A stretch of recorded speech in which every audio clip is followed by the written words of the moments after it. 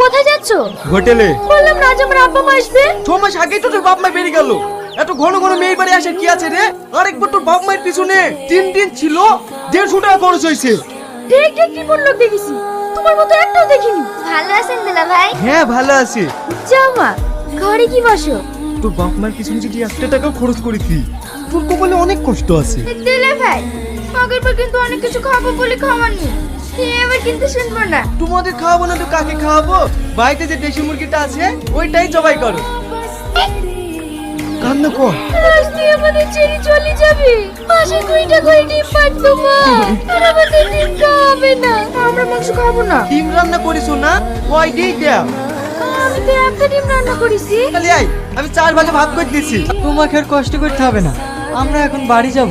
ঠিক আছে আব্বা, এবার আপনারা আসলে আপনাদেরকে হরিণের মাংস লেচি খাও। এই বাড়িতে জীবনে আসলে তো